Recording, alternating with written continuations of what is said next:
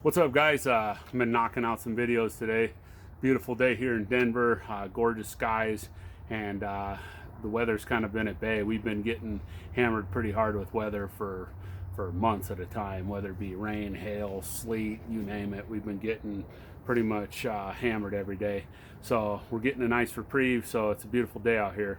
And I'm going to show you guys today, in the background, I got a set of running boards. I'm going to prep for a little light coat of paint, show you guys how I do it, the materials I use. I'm going to prep it with my wheel bucket here, this bucket right here, and I'll go into that in a future video of kind of how I put together my wheel cleaning bucket. And I got a little recipe that I've come up with over the years, and I thought I'd share it with you guys. It's pretty cool. A little unorthodox, but it works amazing, works well for me. So, you know, at the end of the day, you got to go with what works for you guys. And this is what works for me. I'm not exactly sure how I came up with this, but I've had really, really good luck with it. So, first product I'm going to use is a gray Scotch-Brite. Reason I'm going to use a gray Scotch-Brite, and there's different Scotch-Brites. There's white, gold, gray, red, green, and most of the stuff you're going to find in auto body is going to be either gray or red. White as well. White and gold you'll use on like soft bumpers and rubber bumpers. Gray is going to be roughly 400 to 600 grit Scotch-Brite. It's going to be the equivalent to 400 to 600 grit, and I'm going to use this. This is great for spray paint, so that's why I'm selecting this. I'm going to use some spray paint when I'm painting these running boards, and so I'm going to roll with this guy here. So I have my wheel cleaning bucket, and I'll show you the 4 products that I mixed together. This is kind of my recipe. Little unorthodox, but it works amazing. I don't know, try it if you want, and come up with your own style. See what works well for you, but I've been using this for years, and so here you go. I'm going to jump straight into it. First product I use is Purple Power. It's a 5-gallon container of Purple Power. I actually usually get it from Walmart, and it cost me about 25 bucks a 5, so you're talking $5 a gallon. I do use Meguiar's and some Technician's Choice products. However, it gets pretty expensive, so that's why I use Purple Power as my bulk degreaser. So I'm just gonna give it kind of a healthy dose here of Purple Power. I'm gonna go ahead and throw the Scotch-Brite in the bucket. Then I'm going to use a product from Technician's Choice called Thick Blue car wash soap. This is not Grape and Glow, but it's actually Thick Blue. And this stuff's super thick, so I'll pour in 3 or 4 ounces of that. I'm going to use some Palmolive or basically Dawn dish soap, whatever you have. I feel like this is a good grease cutter, so this is great for cleaning wheels. But I'll probably put in another 4 ounces or so. I don't necessarily measure it. Last but not least, OxiClean Arm & Hammer. I love this stuff. Give it a little bit of a shake, and I'll actually just open the back and pour it in. So another 4 ounces or so. My favorite sprayer here, made by Orbit. I get these from Lowe's. Phenomenal. Almost always use it on the shower setting, depending on what I'm doing. But for cleaning wheels, I use it on the shower setting. So I'm going to go ahead and just kind of turn the water down and fill my bucket with it, and then I'll show you guys how I prep this running board. Beauty of using basically wet sanding or using a Scotch-Brite with water when you sand is it constantly cleans the surface. So that's the beauty of it. If you dry sand, basically the Scotch-Brite or the sandpaper tends to get clogged. The beauty of wet sanding is it's constantly cleaning itself. You know, when I'm talking to you guys in these videos, sometimes I forget about all this stuff I learned over the years, but that's pretty cool. So that's really one of the things I like to use is a wet sanding technique. So this is the beauty of this technique I'm going to use. I could just dry sand it with a Scotch-Brite, but then A, you're going to have the dust left over, and then B, as you use it, it's going to clog up the Scotch-Brite. Whereas if you use it wet, it'll constantly keep the Scotch-Brite clean and fresh and sharp. So I'm going to, I got my bucket pretty full. It's pretty sudsy. And then I'll show you the subject we're going to work on today. And it's a little bright here. But we're going to basically Scotch-Brite this guy. So what I generally do is I'm gonna bring my bucket over, and then I can bring my hose over as well, and I'll hook it right on the chain on the auto body stand, and then I'll kind of swirl it around in the bucket and grab my Scotch-Brite and then set it to the panel. And I like to kind of hold it to the panel. I don't hold it super hard. I put just a touch of pressure on it, and then I mainly prep most of the flat surfaces first, and then I'll kind of start to prep the edges. So you might roll the running board up, and that way you can get this back edge here. And you know, another way you could use this is you could fold your Scotch-Brite in half. So instead of this is basically, they come in full sheets, and this is a half sheet, but I'll fold this in half. Sometimes I'll take two and stack them. So the idea is the Scotch-Brite will give it a tooth for the paint to stick to. And then the beauty of, like I was saying, if I use it in lieu with the Dawn dish soap and the OxiClean laundry detergent, it's a great cleaner. So I'm constantly constantly dipping my Scotch-Brite in the bucket, and that way it's keeping it nice and clean. And in the bottom of my bucket, I run a grit guard, and we'll one of these videos here, I'll show you. I'll kind of run down my my wheel bucket and show you guys, because the wheel bucket's pretty awesome.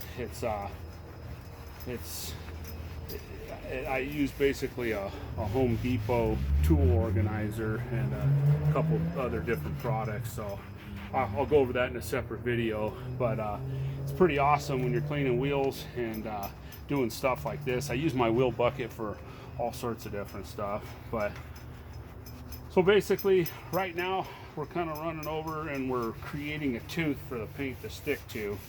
And you know, as you're prepping this thing, you want to be nice and thorough, you know, catch all your edges. That's probably the most important thing I learned in prepping is you know, you want to make sure you catch all your edges, because you know, when you're prepping a car for paint, it's going to peel from the edges first. So I like to basically prep in kind of a thorough manner, where I'll start from one side and move to the other side. So once again, I'm constantly dipping the Scotch-Brite in the bucket. I'm not holding the Scotch-Brite to the panel extremely hard. I'm putting a light amount of pressure on it, and yeah, basically they call it a braiding. So the beauty of what I'm doing now is I'm cleaning and abrading the panel all at one time. So like I said, I'll dip it in the bucket, and hope you guys can see. I'll bring the camera in a little closer when I go to refill here. I'll re-dip my Scotch-Brite and bring you guys in a little closer. I would rather use fast movements than heavy movements, as far as you know, putting a lot of pressure with my Scotch-Brite. So I'll whip this around, and yeah, like I said, I would rather move my Scotch-Brite fast versus put a lot of pressure on it and scar the substrate, is what they call it, or the running board in this case. But yeah, I just wanted to kind of clean this running board up a little bit, just shoot a fresh coat of paint, but I want to make sure the paint sticks well and doesn't come off. And so, you know, I could just stick it directly, you know, or just basically paint directly at the running board, but I'm gonna basically lightly prep it first. That way the paint has something to kind of stick to. I'm going to go ahead and prep the mounts as well, just so that way we're being thorough and I can give the paint something to stick to.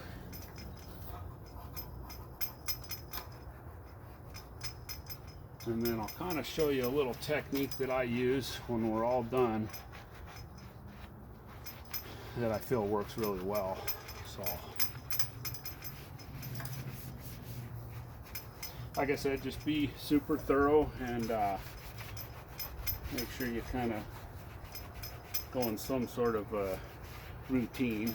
So, you know, where you start with one side and end up on the other side. So I'm gonna re-dip one more time and catch this first mount here, and then we're about done. So one thing I'll do is at the end, I'll basically clean all the soap out of my Scotch-Brite completely. And the beauty of these Orbit sprayers is you can turn it on full blast, or you can basically have it to where you can reduce the pressure to where it barely sprays, so you get a lot of control, would be a great word.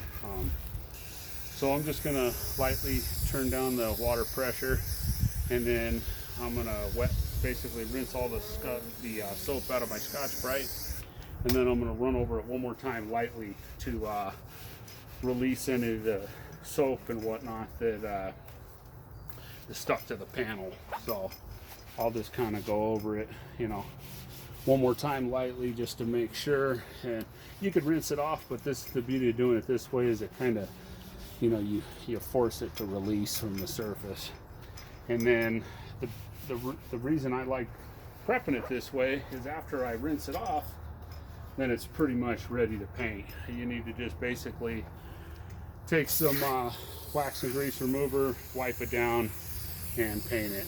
Of course, I'll rinse all this off real quick. I can turn up the pressure a little bit as we get away from the camera. That's, like I said, that's the beauty of these Orbit sprayers. You have a lot of control. Has kind of like a fireman nozzle throttle, if that makes sense. You kind of roll the dial back and roll the dial forward. So I'll rinse it off. I'm gonna turn it over.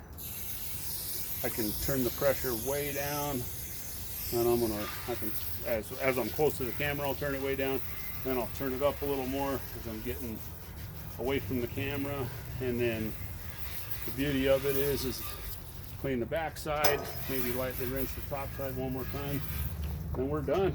I'm gonna take a Costco microfiber towel, and I'm gonna fold it in fours with the high pile side out, although these aren't super high pile towels. And neighbors waving at me. But and I'm going to dry the towel, or dry the running board off with the towel, and I'll show you guys kind of what the final product looks like. You know, the beauty of doing it this way, like I said, is you're pretty much ready to paint. You're not only prepping, but you're cleaning it at the same time that you're prepping. So then, you know, you're not just doing prep work and then having to clean it afterwards. I'll lightly run over it with a wax and grease remover, but I'm pretty much ready to spray. So I can fold the rag, turn it back inside out, and then just so there's more of a dry edge. And you could use another towel if you want it to be completely dry. I'll let this dry, and then I'll wipe it down real quick with wax and grease, shoot a little paint on it. But if I had an air blower, I'd blow it off lightly, but I don't have it with me right now. It's in the garage. So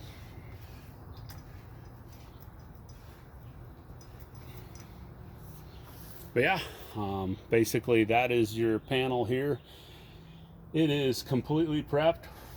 I'll blow on it a little bit. You can see that it's dull. You know, the surface is dull, which is what you want. You want a nice dull surface. Obviously this is where it's wet from the water, but it's a nice dull surface for the paint to stick to. So A, it's clean, and B, it's prepped, which actually B should be A. So it's nice, it's prepped really well, and then it's nice and clean and ready to accept some paint. So this is kind of my technique on how to do it. If you have any questions, leave them in the comments below, and hope you guys learned something. See you in the next video. Thanks.